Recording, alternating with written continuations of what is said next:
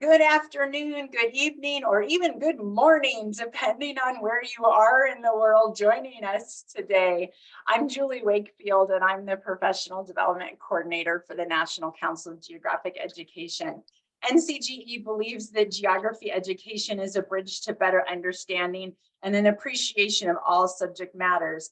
NCGE is a nonprofit organization that's committed to ensuring that all students graduate with the knowledge, perspectives, and skills to make informed decisions as they go through life.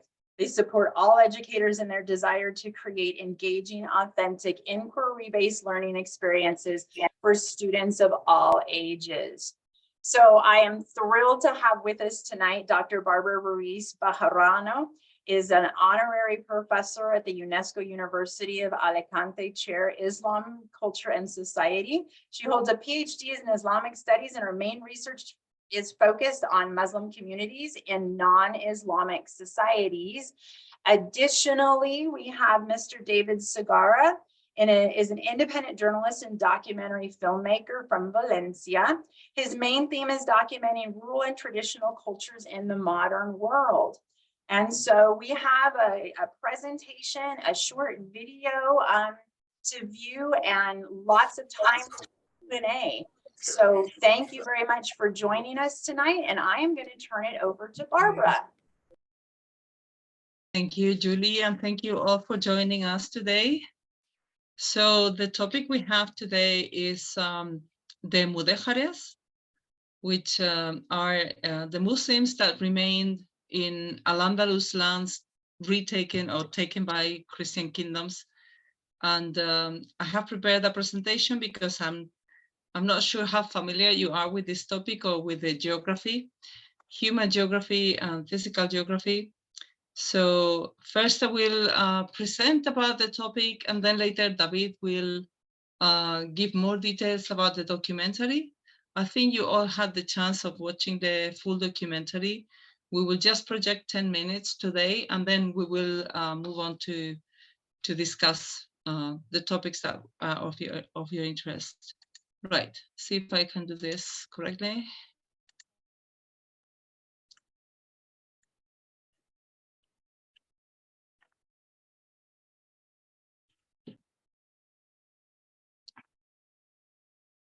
So the topic is Mudejar. Means light in Valencian language, in the local language. And one of the main topics that David and I will discuss later with you is how a lot of intangible heritage has remained in our culture today in Spain, particularly in Aragon and in Valencia. So what I'm going to present is basically the history of the territories and also of the population. If you are familiar with Al-Andalus, the word Al-Andalus refers to the Islamic kingdom that was established in the Iberian Peninsula, starting in the 8th century. So after the establishment of the emirate, this political unit, this territory, began a series of changes. Political changes and also geographical changes. During the first period, we know it as the emirate. This territory was dependent on of the caliphate, first from Damascus and then later from Baghdad. But at some point it became independent. However, it began to lose territory to the Christian kingdoms in the north of the peninsula. And then later, at the second stage, it split into many different territories, which are called the Taifa kingdoms. When we study the Mudejar population, we refer to the Muslims that remained in the lands that were formerly Al-Andalus, but then later became parts of either Aragon or Castile. I'm just going to open the chat in case, okay, in case somebody needs something. And these northern kingdoms in the peninsula keep pushing and conquering territory until we reach the 15th century with the the fall of Granada, which is the last Muslim kingdom in the peninsula, the Nasrid dynasty.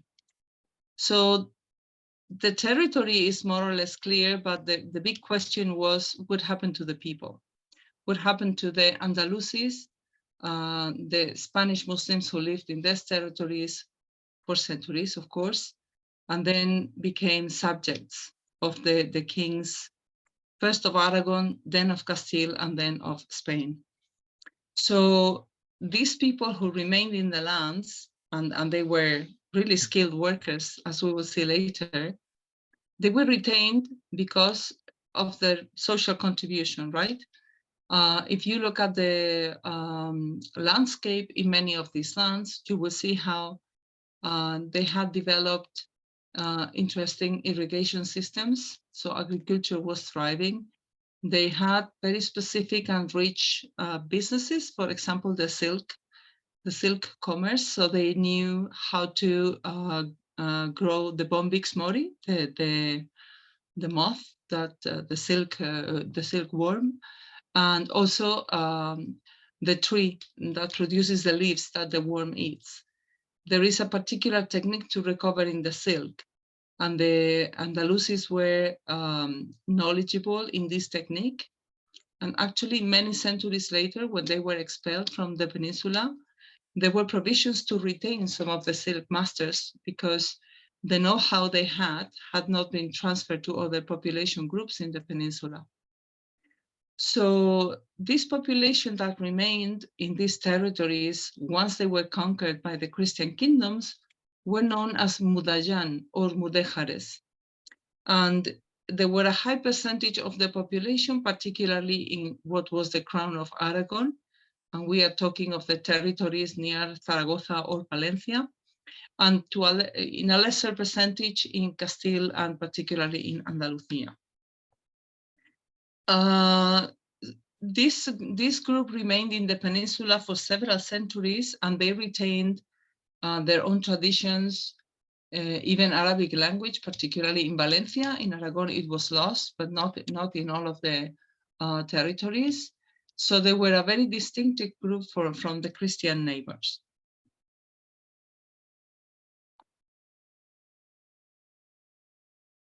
Right, so, sorry, I have jumped one slide. Let me go back. So basically, when we discuss Al-Andalus, the current idea is that Al-Andalus equals Andalusia. And this is not correct, because Al-Andalus used to occupy almost all of the peninsula. Not for a long period, it's true, but there are many vestiges of heritage that you can observe in many territories, even though it was only for a couple of centuries that it was under Muslim rule. So the Emirate period is the beginning of Al-Andalus, and you can see in the map that it occupies practically all of the peninsula. In the Caliphate period, it loses what will be, well, the first territories to be lost, on the northwest corner, Galicia. And we do not have as much heritage here as in the other parts of Spain. But as you can see, still we're talking about 300 years, and still it occupies a lot of the peninsula, right?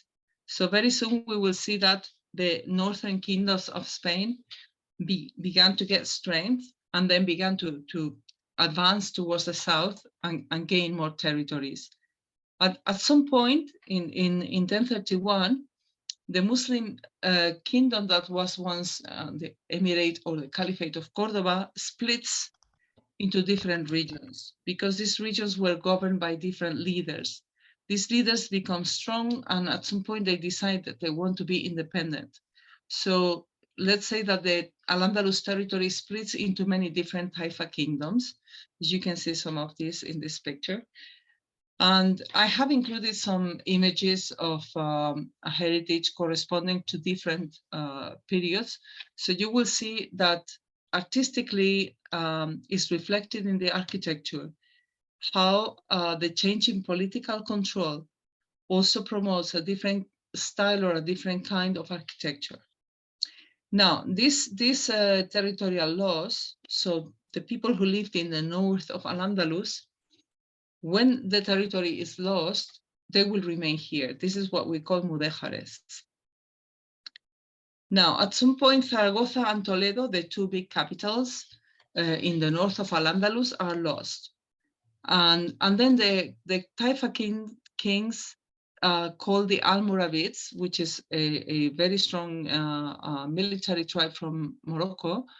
They call them in aid to battle the Christian kings. So when the Almoravids come, they remain in the peninsula, and they also bring very strong artistic influences. For this period, I have chosen a photo of the Alminar of Seville. I don't know if you have visited. It's called, popularly called La Giralda. But if you look at the bottom structure of the tower, you will see it resembles Kutubiyya Tower in Marrakesh. I think it was built by the same architect. And the style corresponding to this period is very well symbolized in this tower. The top of the tower with the church bells and the figuring at the top was added later. Obviously, the Alminar didn't have this top at the period. So as you can see, in this moment, Al-Andalus has lost a lot of territory, right? Normally, what we see is that the elites, the rich people who can travel, if they fear for their lives or they fear for their business, they will relocate elsewhere. But mostly the population were peasants or artisans or craftspeople. These did not have the chance to relocate, so they will remain in their territories. We will explore later a little bit the situation and how the situation changes. When the Almoravids remained in the peninsula, still the Taifa kingdoms were not powerful enough to fight the Christian kings from the north, and they continued advanced. In an effort to gain, again, control of the territory, the Andalusis called the Almohads to help them, also from northern Africa. And as you can see, their style, the architectural style, is more sober. It's not, the decoration is simpler. The lifestyle they preach was also a bit more stoic than the Almoravids. Nevertheless, their stay in the peninsula was very brief. And as you can see, the conquest progressed towards the south until there was only one kingdom left, the Kingdom of Granada, or the Nasrid Kingdom, well represented by the Alhambra, the royal palace of the Alhambra. And this is the last kingdom that remained in the hands of Muslim political power. When Granada falls, again, it's not a conquest. Granada was given to the Catholic kings. There was not a battle. There was a treaty, an agreement.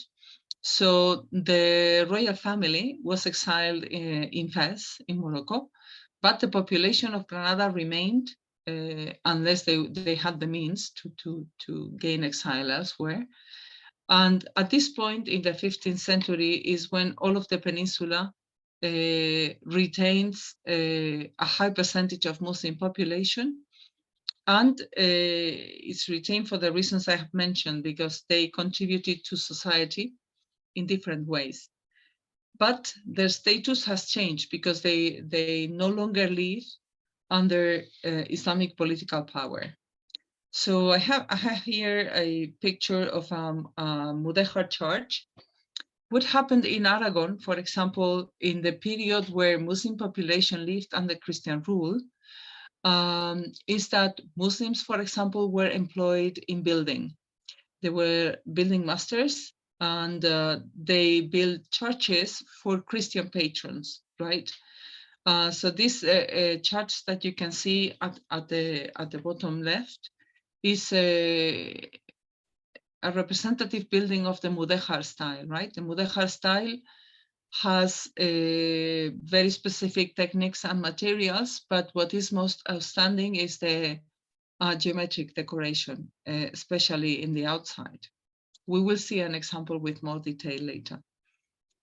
At some point, once the peninsula is unified under the heirs of the Catholic king and queen, at some point it is decided that it's convenient that all the population become Christian.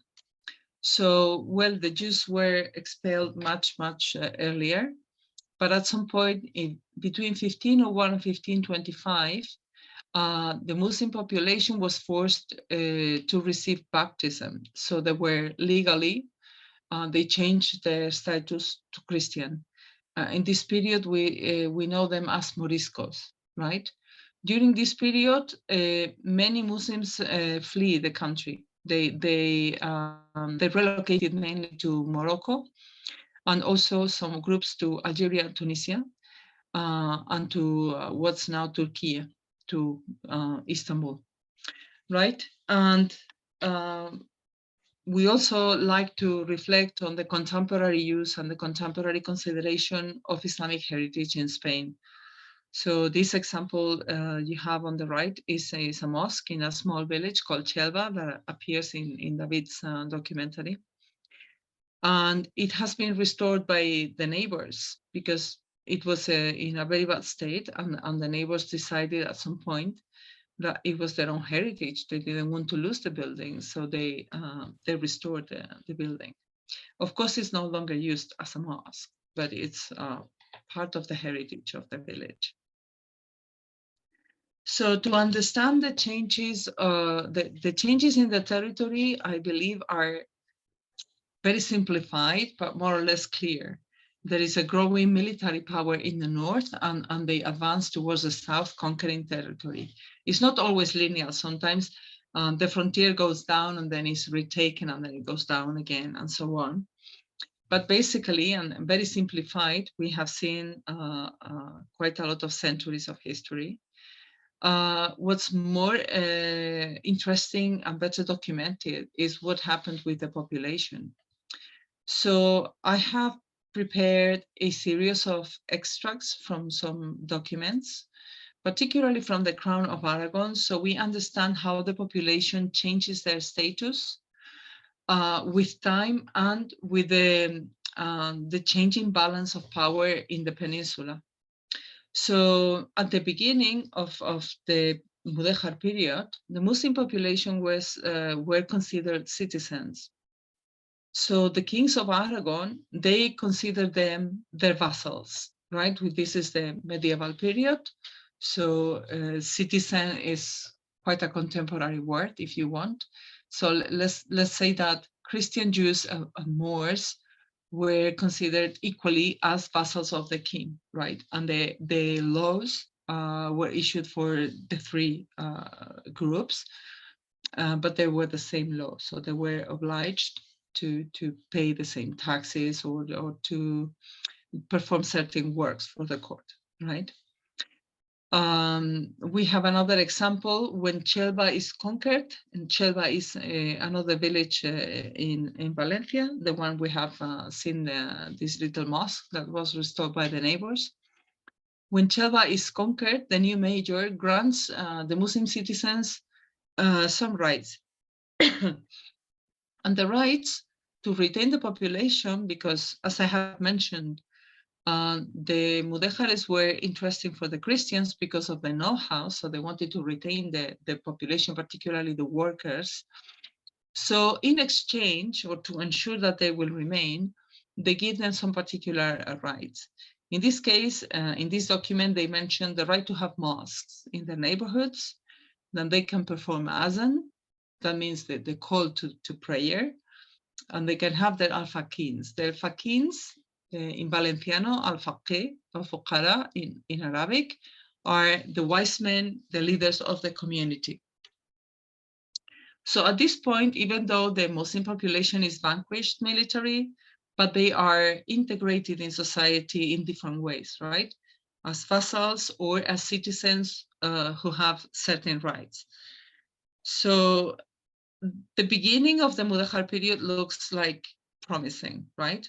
But very soon we will see that the church particularly starts putting pressure on the royal courts in Spain, Castile and Aragon, to reduce the rights of the Muslim citizens.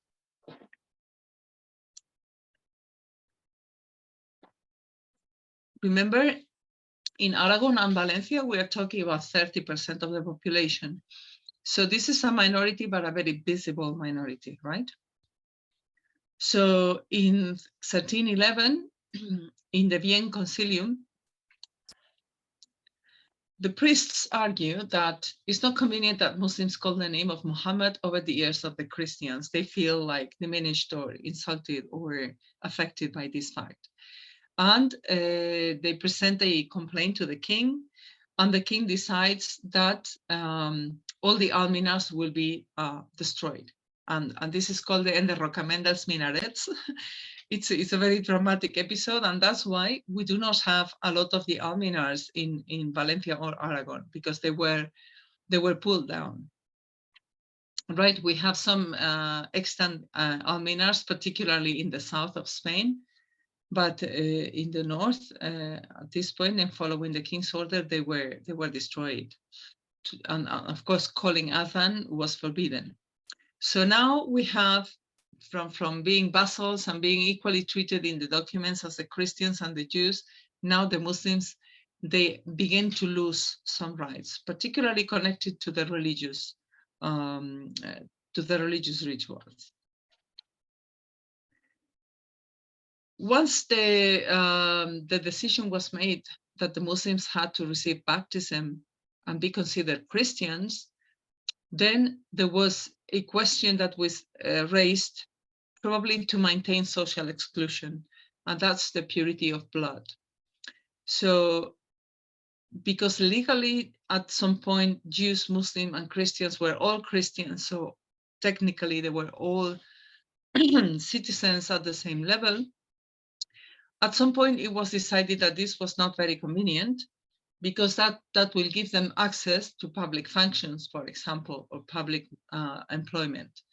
And the purity of blood decree was issued to stop the descendants of Jews and Muslims to obtain certain benefits or to obtain certain jobs. That is to say, to exclude them from the top ranks of society, right? So there's some I mean, you can find bibliography enough about the purity of blood. And it was, if you wanted to hold public office or have a position at a university or another institution, you had to provide proof that your parents and grandparents and so on were Christian, and that you did not have any Jew or Muslim ancestor. And finally, in 1501 to 1526, all of the population, the Muslim population, had to be baptized. In Valencia, it was done by gathering the Muslims and splashing them with holy water. In Aragon was done in a different way. In Granada, they were taken to the church. And at some point, even the Inquisition had to open an inquest because they were not sure that these methods, excuse me, this method of baptism was absolutely correct. But the big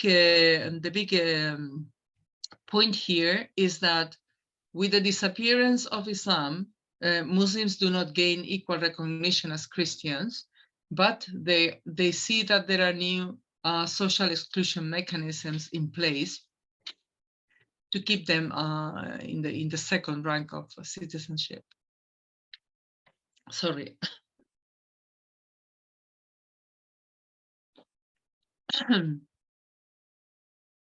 What happens after this period? And we're now approaching the end of the Mudejar period, and with the baptism we begin, technically or academically, if you want, the beginning of the Morisco period. What happens is that now Andalusians are officially Christian. They live in the Peninsula, they move freely, and they trade and they work. But at some point, there's still some suspicion that they secretly continue to be Muslims, and that they practice Islamic rituals, and moreover, that they are in secret conversations with the Ottomans and will help them to invade the peninsula. And at this point, Spain, which is already Spain, no longer Aragon and Castile, but together they form already Spain. At this point, Spain is at war with the Ottomans. So having the Morisco population being suspects of cooperating with the enemy is really critical. And there are literally hundreds of documents with the discussions in the Royal Council about what to do with the former Muslim population. And these are just some quotes from these documents. Their faith is pretended, they're all still Muslim. One of the documents says, a witness says, if you call them by the Christian names, they do not even turn their heads. They still use their Arabic names to call each other. As proof that they were really pretending to be Christian and they had really never converted. So at this point, when you read the documents, you can see that the status is no longer even second-class citizens. At this point, they become enemies within, or enemies amongst us. And this is one of the reasons why the Royal Council will decide that drastic measures have to be taken against the Moriscos. So after much debate, there were a series of proposals. For example, genocide or expulsion. And this is just an extract from one letter. One of the minutes of the council, the Royal Council, it says, they must be killed or boarded on boats with holes in the bottoms. They must be thrown to Barbary. Barbary here being the Berber regions, the northern provinces of Africa. They're more than we think. They must receive either natural or civil death. It's very funny, this, they must receive natural or civil death, because it's obviously their natural word is, I don't know how to interpret this, but it's very curious how they even pretend they have to cover the execution of all these people. For they are fierce enemies. We're talking about 350,000 people, including, of course, women and children, who were the contingent of Morisco population at this point. About 30% of the population in the north and the east. And there was much debate in the council about how are we going to consider all of these population enemies. Maybe some of them are dealing with the Turks, but it's impossible that all the collective is branded an enemy of the crown. However, in the end, the council and the king decided that they will have to be expelled, and they issued a decree instructing all the Moriscos to be expelled from the country. So they had to go to the coast and board a ship that was prepared for them, and they could choose their destination, either Northern Africa or Turkey. So finally, the decision was to expel them, and of course, from citizens they become exiles. And in this slide, I have chosen a small note in a parish book in a small village in Aragon that says, "Fuéronse los moros." The Moors left on 5th July, 1610.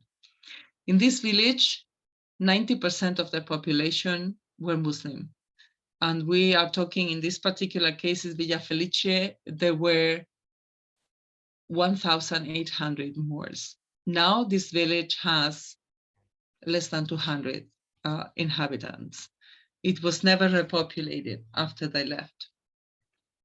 So the words Mudejar and Morisco that we use, they're an academic convenience. We're talking truly about Andalusis, and what these two words reflect is only the different stages they experience or they suffer in all the centuries that they lived in the peninsula, right, during Al-Andalus and even after Al-Andalus. Now, some particularities, because what we said is that the Mudejares were a distinctive group in the sense that they have their own traditions, their own cultural elements that make them different from the Christian or the Jew groups of population in the peninsula. So I brought just a few examples. For example, the Aljamiado. Aljamiado is a language that is written with a different alphabet. So in the case of the Moriscos in Aragon, last century, we discovered a number of manuscripts hidden in different houses in different villages in Aragon. About 300 manuscripts are still extant. And in differently from Valencia, where they still could speak and write Arabic, in Aragon, they have forgotten Arabic, how to speak and write properly the language. So they spoke in Aragonese, but they wrote using the Arabic alphabet. So when you read one of these manuscripts, really you will listen to Aragonese, right? Que, tu, because their identity was connected to the Arabic alphabet, right? What is interesting about these documents that we found is that they tell their own story. They explain how they have remained secretly Muslim. They explain how they have sent letters requesting help to the Ottoman Sultan and to the King of Morocco. They explain how they have sent envoys to the court of France. They explain how they perform the rituals. And basically it's their own voice telling how they have been in this secret resistance for near a century. In the documentary, we will see that they have very extensive connections. Even we have some Aljamiado documents explaining how pilgrims go to Mecca in Saudi Arabia. And this is the 16th century, so 16th, 7th century. They were traveling throughout all the Mediterranean and connecting with Asia. And this is also something that will appear in the documentary, how the ideas and the objects travel throughout the Mediterranean and beyond. So just to summarize about these territories we have been describing, we have Sharq al-Andalus, the east of Al-Andalus, with two important taifas, Valencia and Murcia, Balansiya and Murcia. And this is the castle of Xàtiva, and this is the palm grove of Elx. If you haven't visited, this is the biggest palm grove in Europe. Famous people who are connected to this land, for example, Ibn Arabi. Maybe you don't know Ibn Arabi. I don't know if you are familiar with him, but he is one of the greatest philosophers in the Islamic world. And Ibn Hazm, jurist, philosopher, writer, and very particular character. So if you consider in Spain, we have more than 1,000 castles built or rebuilt during the Andalusi period. And many of them, of course, are in what was the frontier. So the harder the territory, in the sense of the more political and military conflict, the more castles and buildings, defensive buildings we have. So there's a number of castles and palaces in these territories. I know people know only the Alhambra and the mosque in Cordoba, but just to give you examples of other heritage that you can find in Sharq al-Andalus. The palm groves still produce dates, of course. This is the Phoenix dactylera palm. It produces dates and they are exported and consumed. Another feature from this period is the water canals or sequias. We have a very impressive network of sequias, which is still in use. We have some very specific recipes connected to Andalusian heritage. Textiles, not only silk, but also weaving. weaving textiles, wool mainly. And we have ceramics. We will see ceramics more in detail in a moment. So lusterware is one of the particular techniques that was introduced in the peninsula during Andalusian period. Apparently, it was developed in Iraq or Iran, and it was widely used in royal courts because it was really expensive. But of course, the more expensive and sophisticated the technique or the materials required, the more desired the luxury good was.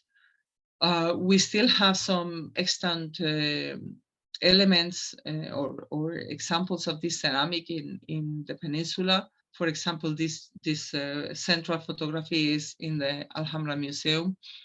But we have some artisans who still continue this tradition. We will see more of this in the documentary, or I think you have seen it already.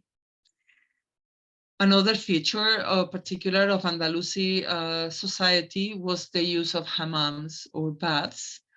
They were a reinterpretation of the Roman termas. So the public baths of Al-Andalus were very popular. I mean, in every village, there was a hammam, a public bathhouse, right? The use of water in Al-Andalus was very important because water was considered a public good. So there are many elements of cultural elements connected to the management of water, because one thing was necessary, and it was to grant the citizens the right to access water, be it for hygiene, be it for irrigation. These baths are in Torres Torres. This is a small village in Valencia. They have the three halls. They have the cold, the warm, and the hot hall. And they are built just next to the sequía. You see this water channel. This is the sequía. And in Valencia, we still have the water court, which is a group of elders who manage the water, particularly for irrigation. In the north, what can we find? This is the particular mudéjar architecture that I was mentioning before. And the particularity of Mudejar, which is UNESCO World Heritage, by the way, is that these are Christian buildings built by Muslim builders with a particular mix of elements, right? So we have Islamic geometrical decoration, particularly in the outside, we have brick and ceramics. Excuse me. The interior is polychrome, and normally it has wooden ceilings that you have seen. You have some pictures here. And these are the dragons, the black dragons, very typical and representative of the kings of Aragon. But as you can see, the interior is all decorated and painted in different colors. These buildings are not mosques that then were used as churches, but they were built as churches from the beginning. And it's an example of how the Muslim and Christian populations worked together for centuries in Aragon, in the north of Al-Andalus. So they have in some of these churches, they have inscriptions both in Latin and in Arabic. In some of them, you can find the basmala together with an inscription in Latin. Okay, I think that's my presentation. So I think I'll give the word to David so he can introduce the documentary. Then we will watch a little 10 minutes of the documentary, and then we can go back together and discuss some ideas. Thank you. Thank you so much for your interest in this fascinating history. Good afternoon, good night from this part of the world.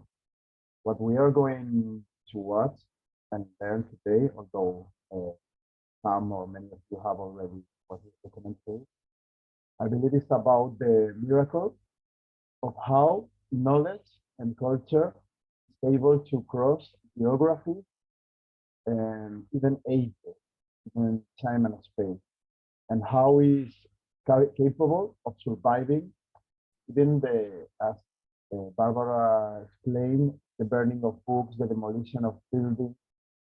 Mudejar Life is a documentary film about how art, science, poetry, music cross the borders of ages, nations, and states. And how what we call history, what we believe is part of the past, still lives in our present. And what we believe geographically far away, separated, is indeed connected. So this film, and I will, for this brief presentation, I will use just the word because you have all the documentary. This film is about this cultural phenomenon that was born in the geography of what is today Portugal and Spain, the Iberian Peninsula. We have to understand that Al-Andalus was a southern European Islamic civilization that lived for 800 years, more or less. We have to understand that Al-Andalus was an original creation of the mix of Iberian natives, the Roman heritage, the Visigoth Germans, the Jewish population, the Berbers or Amazigh people from North Africa, and the Arabs that came from Arabia. So all the mix of all this diversity that met and clashed in the Iberian Peninsula generated a new European, Arab, Islamic, but also Christian and Jewish society. One of the keys to the success of this new society was that it connected the west of Europe and the west of North Africa to the Arab world, and from there to Persia, India, and China through the Silk Road. So 1,000 years ago, science, idea, philosophy, religion, and art, commerce, ideas, and people, all kinds of people, cultures, and nations could flow and travel freely 1,000 years ago. We also need to remember that this new Islamic civilization that reached very early the Iberian Peninsula inherited also the Roman Empire, the biggest part of the Roman Empire, and of the Greek culture. So the originality that we point out in this film is that after Al-Andalus was conquered, it was conquered by the Christian kingdoms from the north. The interesting thing is that Islamic art and the Arab techniques and the Andalusian techniques were mixed with the northern styles, the northern European styles, like the Gothic architecture, for example. That is the meaning of Mudejar, or Mudejar, or mudayyan. The meaning has many meanings, but one of the meanings is that fusion of that mixing of north and south, east and west cultures in the Iberian Peninsula. And there's also a beauty, all the drama that and all the injustice that were lived this part of the world. There is a paradox and a sort of miracle that is not so normal in conquest, is that the power of the native civilization was so strong, it was so developed that the conqueror adopted a huge part of it. Not just art or architecture, but a main chunk of the native Andalusian culture. So this Mudejar art that was made in the Christian kingdoms of Aragon and Castile, but especially in our part, in the part of the Sark al-Andalus, or the eastern part of the crown of Aragon. What it was fascinating is that for centuries after the Christian conquest, the Arab Islamic form and technique was a sign of style and distinction for the Christian society, and it was even exported from Valencia. It was exported, and Aragon, it was exported from here, from a Christian kingdom, to all of the rest of Christian kingdoms in Europe, but even to Islamic and Arab lands of North Africa. That was the importance that the production of mudéjar art developed. But unfortunately, after several centuries of mudéjar syncretic art and culture, the Inquisition considered that it was impure. And indeed, it was impure. It was not pure. Like all cultures are impure and are a mix, and they all inherit previous civilization. So they consider that this type of art, this type of culture was impure, sinful, and a bad influence for society. So first, in 1492, the Catholic kings expelled the Jewish Iberian population that had lived the peninsula more or less maybe for 1,500 years. Then King Felipe II prohibited the Arabic language, to speak it, just to talk in Arabic, or to write, or to read, to even have books in Arabic, not Muslim books, but in Arabic. They could be about Greek philosophy or even Christian texts in Arabic. They were legal. And also what was called then the Moorish, the Andalusian cultural expression in every aspect: music, clothes, dances, etc. Then finally, in 1609, King Felipe III expelled from the kingdoms of Castile and Aragon, what is nowadays Spain, the Muslim population. And we have to be very conscious. We have to remember this, that is very important when we talk about this Muslim minority, that they were the native population. They were not foreigners, but they were the Iberian people that have been Arabized and Islamized. Like the northern Iberians have become Christianized. So they were all Iberian native.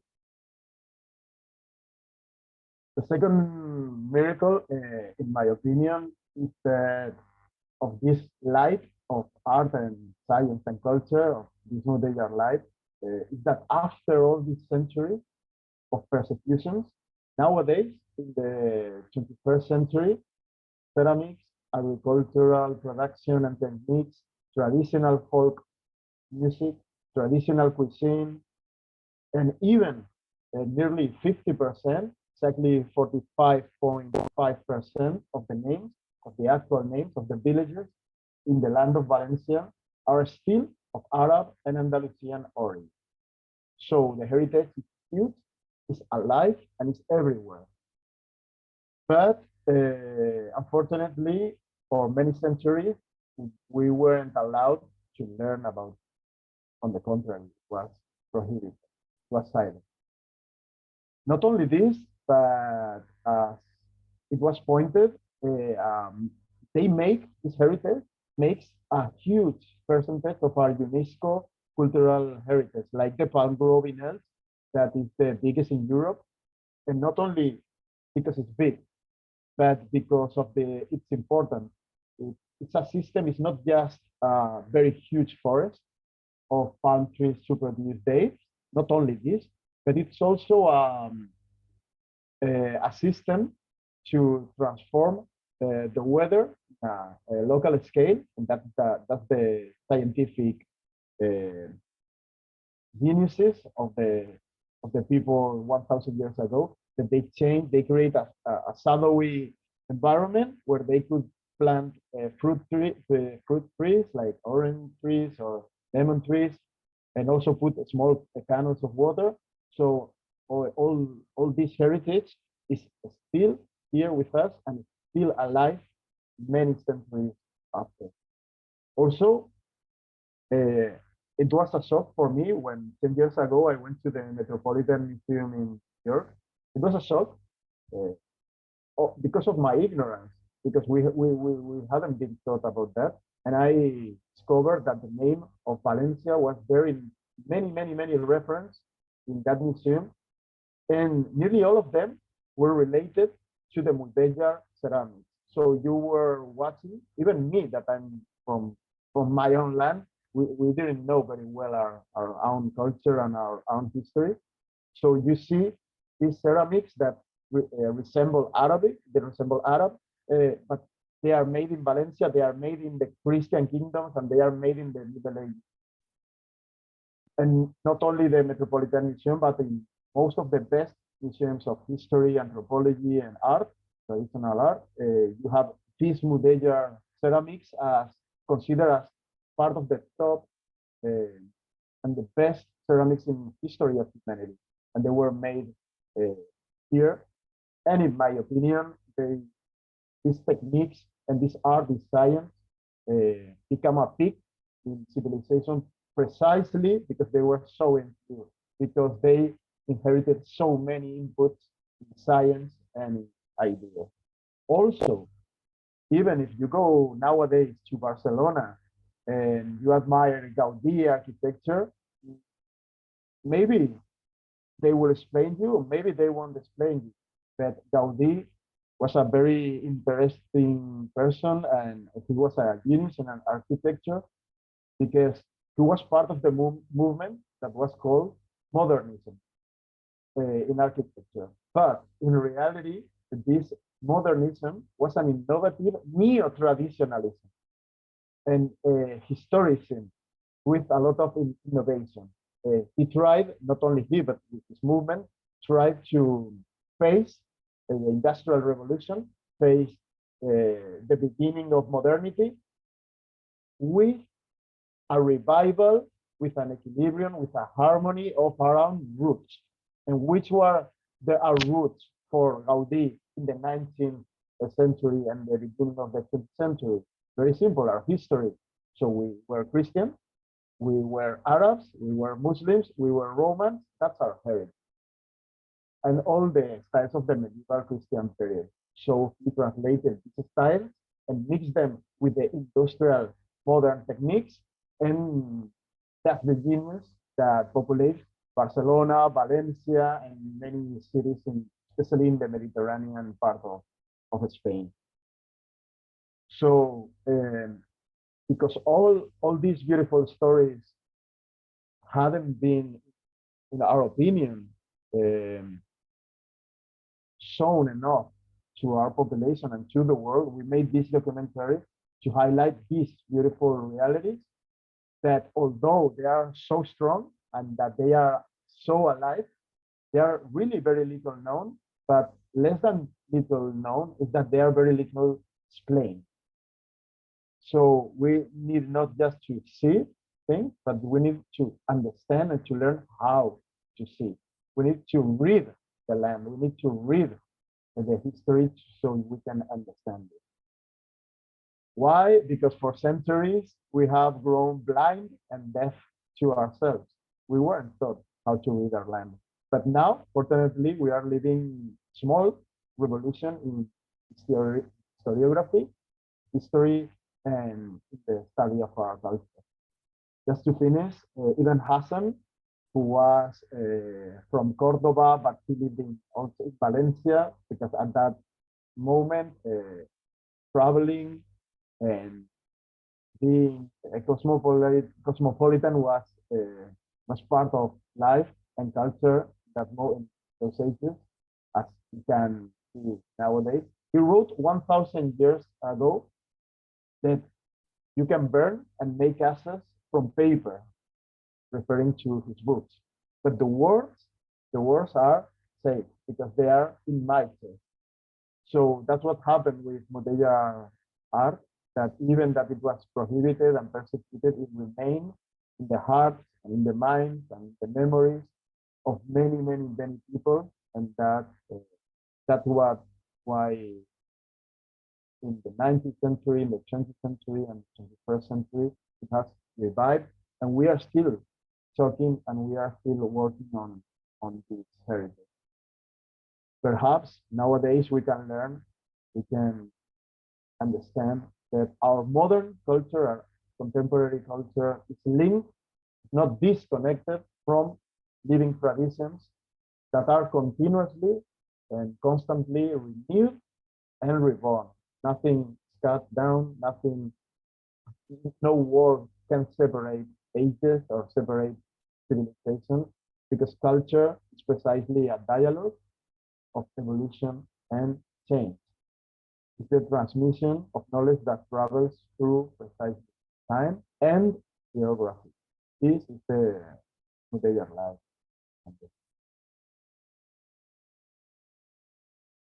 Thank you, David. Now we will project just a selection, 9 minutes of the documentary, and then we can go to Q&A.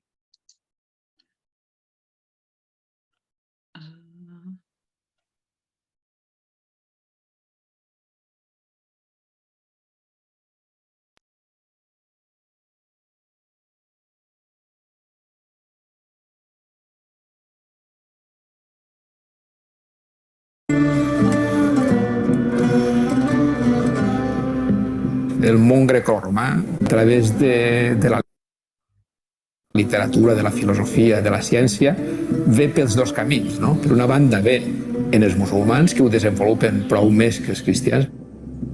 Aquesta mescla el que fa és enriquir a la població o a la societat que ocupa el territori.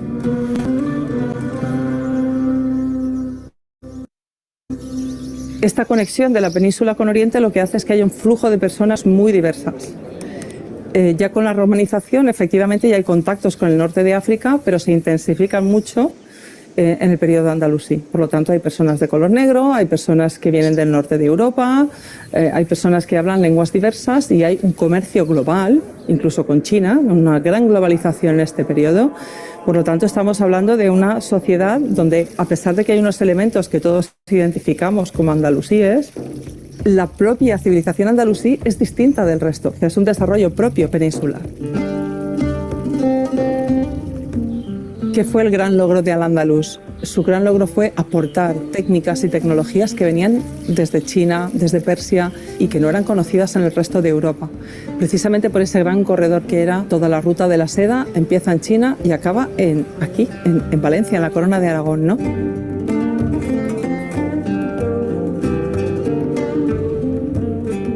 A nivel popular, digamos que hay muchas cosas que se desconocen y que si se conocieran parecerían muy importantes.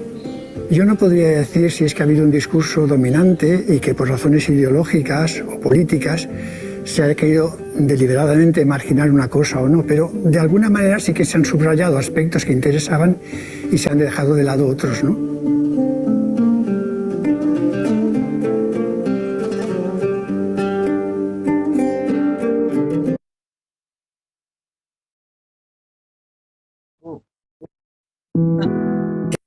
El pintor figurativo pinta lo que tiene delante. Sorry, this is published. Y si estás en Madrid, pintas Madrid.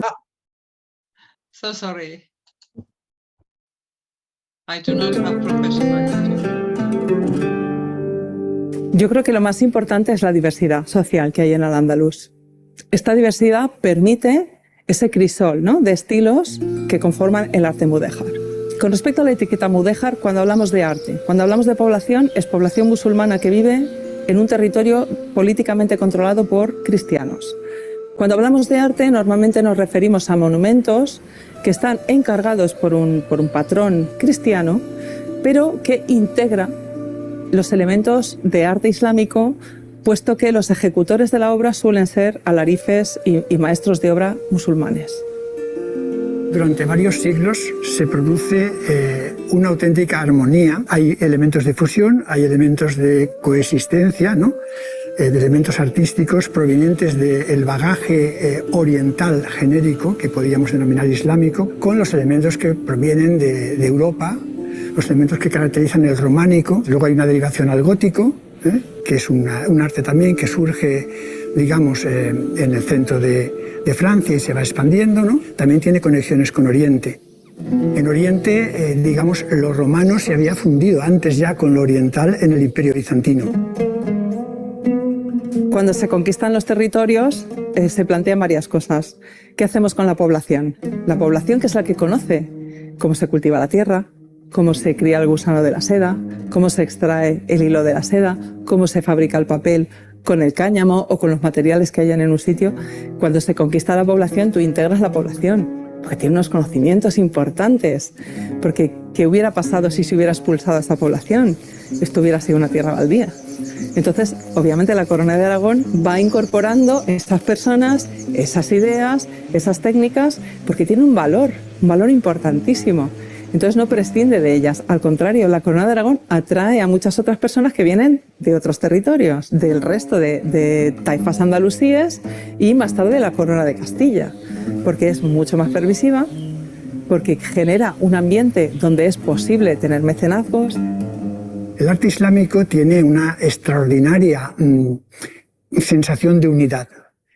Y no hace falta ser una persona instruida en las artes o especialmente sensible para detectar aquellos elementos, aquellos objetos, aquellos ornamentos que nos parecen islámicos. Cuando miramos en realidad cada uno de ellos nos damos cuenta que han sido tomados de repertorios artísticos o de trabajos arquitectónicos anteriores, bien en el ámbito de la cultura mediterránea, de época griega, romana y todos sus antecedentes, o bien del ámbito oriental, en la zona de Irak, Mesopotamia. Se funde en el arabesco esa tradición atomista de origen griego, en el cual se contempla la naturaleza en realidad con una serie de productos visuales que están constituidos por átomos, partículas mínimas en las que se descompone todo y cuya conjunción, cuyo entrelazo, crean todas las cosas, nos hacen ver todas las cosas. El viaje de las ideas no es que llegue una idea a un territorio, arraigue y de pronto haya un antes y un después. Las ideas viajan, arraigan o no, y empieza a haber un cambio. Pero esto estamos hablando de un cambio que va en un proceso hasta que termina ese proceso y aparece, digamos, una manifestación formal, ¿no? El gótico mudéjar incorpora elementos, obviamente, técnicas constructivas mudéjares y técnicas constructivas o estéticas góticas. Entonces se ve, por ejemplo, la lacería de ladrillo mudéjar o los artesonados, las techumbres mudéjares, con otros elementos de piedra, de arcos de medio punto, otros elementos formales que son góticos, pero obviamente el gótico no entra aquí y ahí. Hasta aquí hemos hecho románico o mudéjar, ahora vamos a hacer gótico. No hay una transición radical, hay una transición suave siempre, siempre.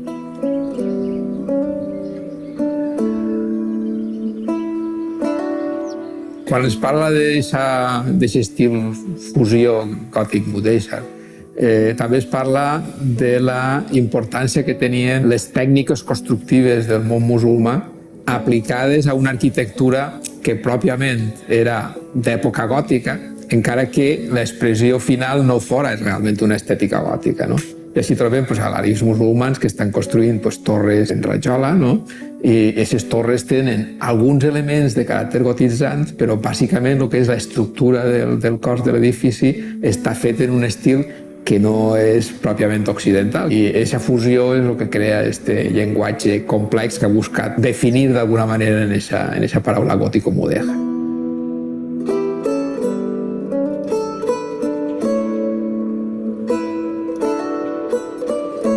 L'arquitectura és una obra que integra totes les arts, no? I hem de pensar que tots els casals senyorials de València estaven revestits d'aquestes decoracions. La mateixa que podem trobar en edificis coetanis de l'àmbit granadí, de la Sarita, es trobava en els palaus valencians. L'arquitectura sí que incorpora l'expressió pictòrica i després l'expressió també de la construcció d'enteixinats decorats, també a vegades pictòricament.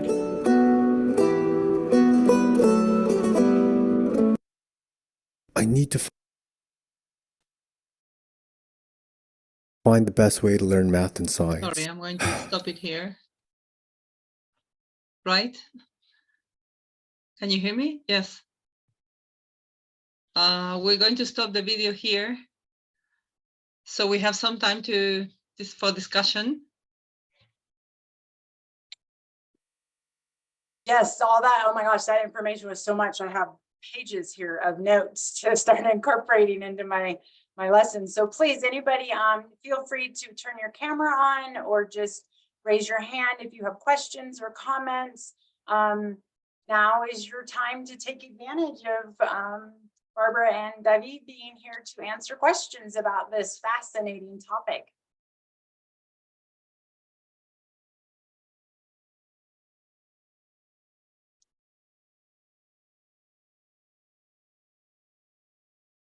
Thank you, Bill. Or you're like me, you're still processing it and the questions will come later. Yeah. It looks like Bill might be typing. Okay. Did conversos come to America? We do have, you know, there were two inquisitions in America, one in Mexico and one in Lima, in Peru. And we have some records of inquisitorial cases against Moriscos. So yes, we have some proof that they traveled to America. Great question. Another question?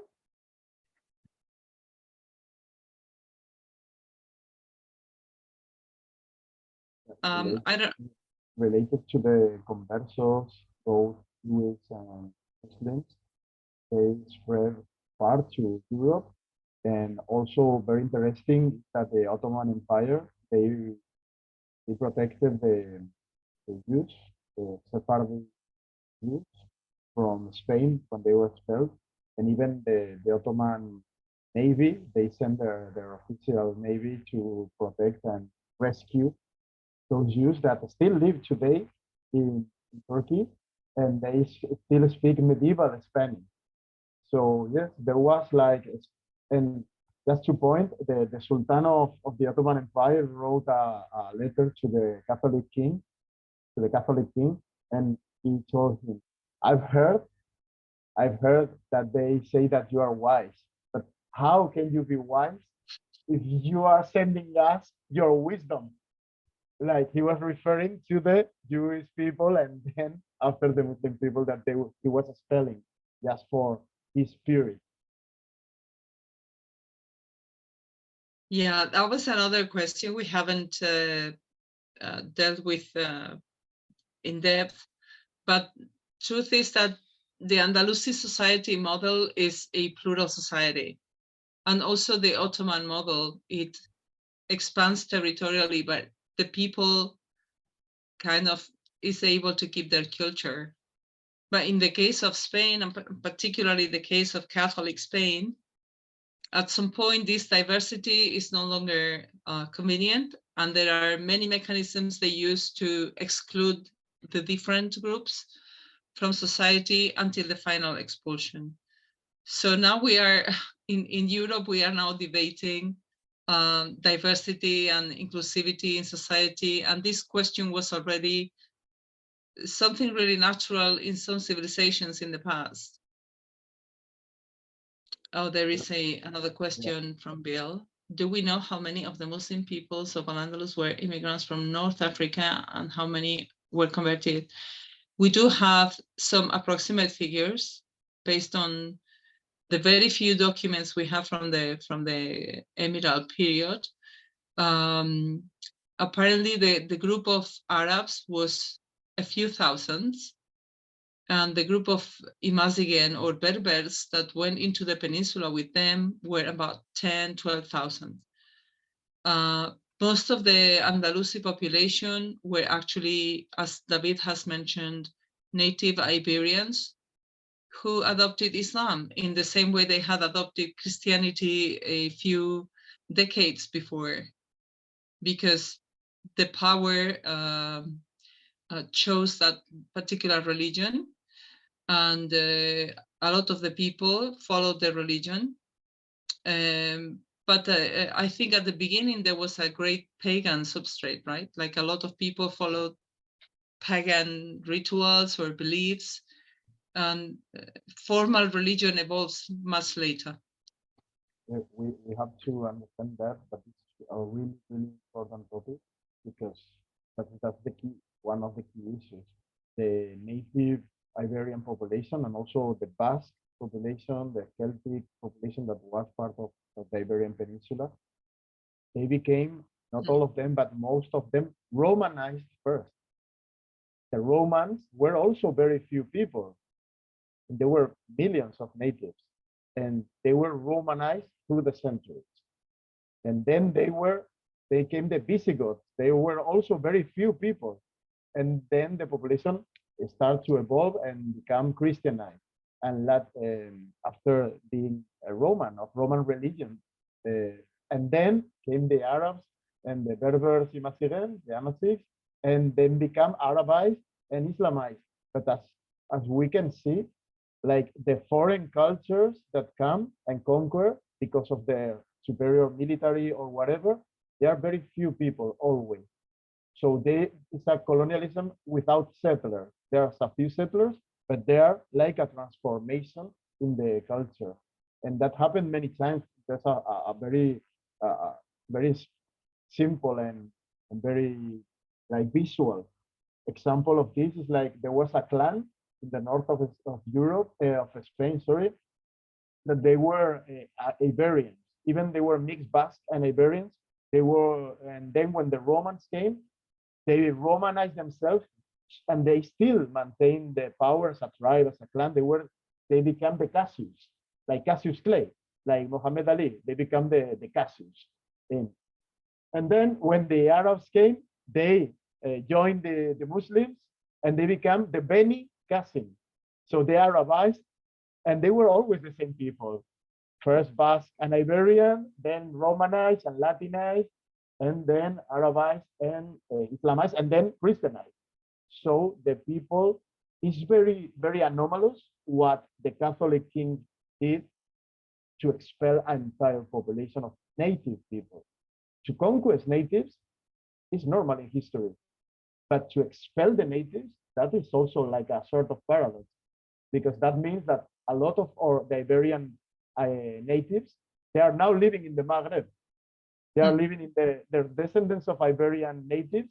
Some of them, millions of them are living in Morocco, Algeria, and Tunis. And maybe many of the people who live in the Iberian Peninsula, we are inheritors of the people, of the natives from North Africa who come here. So purity is impossible. It's impossible to know. And even it's not about blood, it's not about physical heritage, it's about culture. And in culture, in the Iberian Peninsula, in the Mediterranean, and in all humanity, we are all a mix, like it or not. We have another question in the chat from Chris.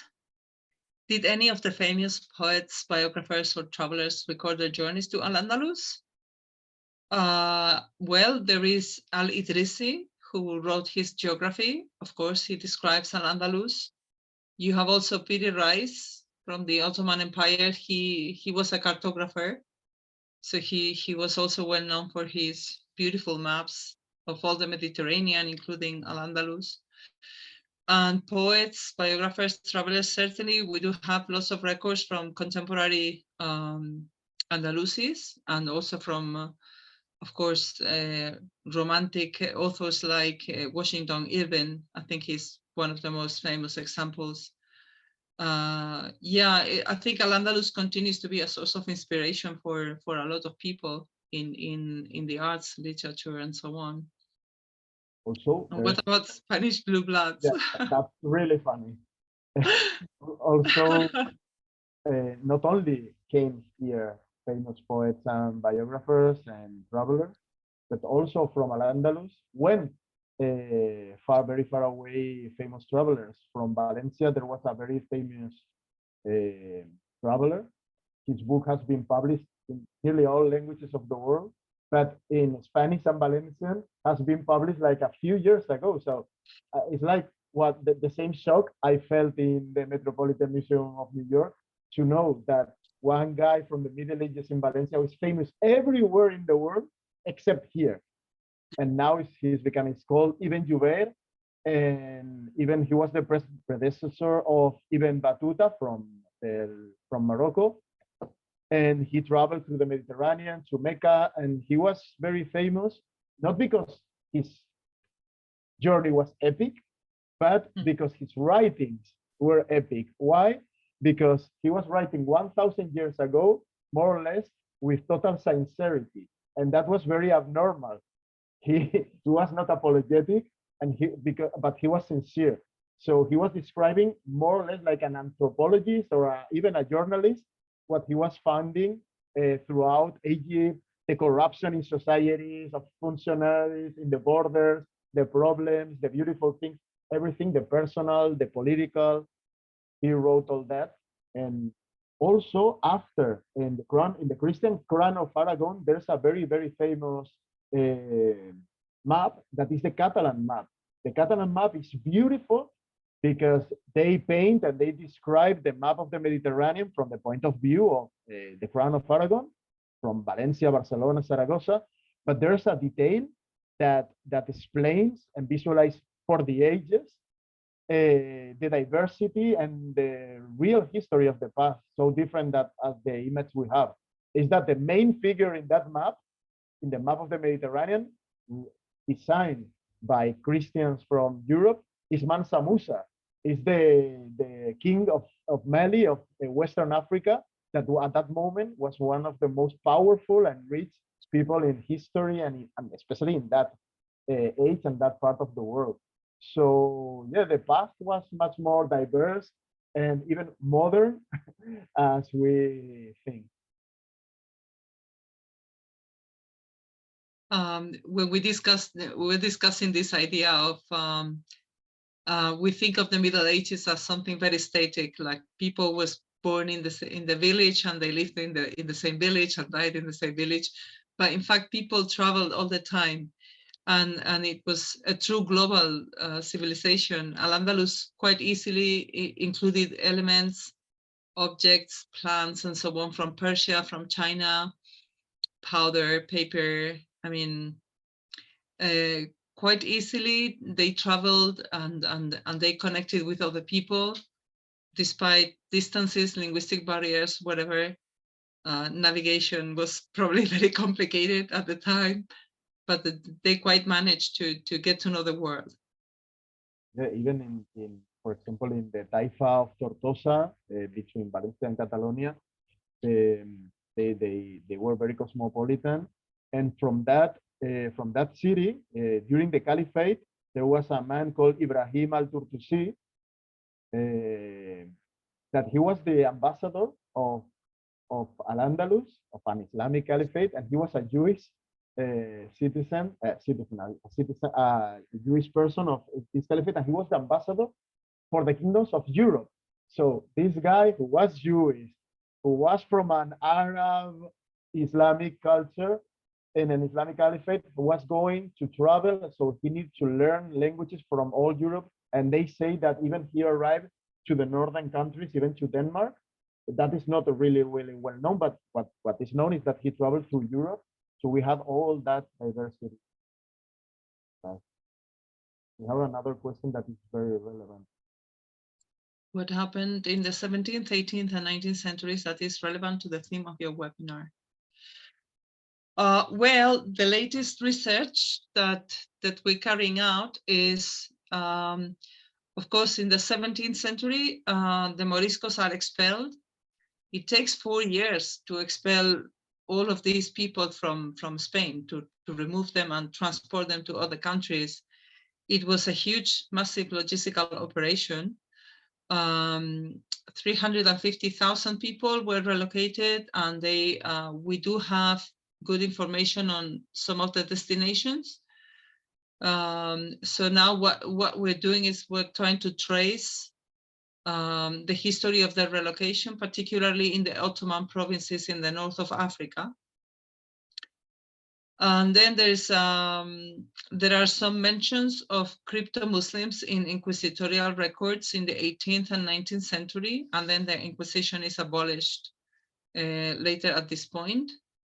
So we can say there is a very dim continuity of Al-Andalus within the peninsula, but mostly the Moriscos were expelled and they were never able to come back to the peninsula. So many families, if you ask many families in Morocco, Tunisia, Algeria, they have this, I don't know if it's a tradition, legend, or what, this idea that their family was of Morisco origin, and they do have the keys to their houses in the Sierras in Granada. Very difficult to prove in most cases, but is still, you know, people talk passionately about their connection to Al-Andalus. Yeah, and the interesting thing also is that although to more than two centuries, 24 centuries, there has been this backing. The culture was so strong, so powerful that it permeated all the society. So nowadays, if you go to the peasant, to the old peasant farmers in Valencia, and they have been educated during the dictatorship, the modern dictatorship in the 20th century, but so they know nothing about their history. It was totally prohibited to tell this history. But if you talk to them, they all have a sort of logical, common sense, human knowledge that they say. All this, because they have told me many times in another documentaries about agriculture and peasants, and they told me, you know, all these things, these rice fields, all these water canals, this was made by the Moors, this was made by the Arabs. So everybody knows where we come from, although it was never said in our history books in the school till very recently. So people know musicians, Valencian musicians and Andalusian musicians and traditional musicians, when they make their music and then they travel to Morocco or they travel to Algeria, and they were shocked, like it's so similar. When immigrants came from the Maghreb, yesterday we were eating in a Morocco Maghrebi restaurant. The food is different, but very similar. Even in the south of Valencia, in Alicante, the couscous, that is the typical Berber, Amazigh, Morocco food, was never lost. People in the villages still eat couscous. So everything is connected and nothing could be totally cut down. Even the Arabic language that was totally legalized and prohibited, permeated in thousands and thousands of words in Spanish and also in Valencian. And as I say previously, 50% of our villages have Arabic names that we cannot understand. We, the people of these villages, the people who live in those villages, they don't know the meaning of the villages. But when Arabs come, they can read our villages because it's in their language.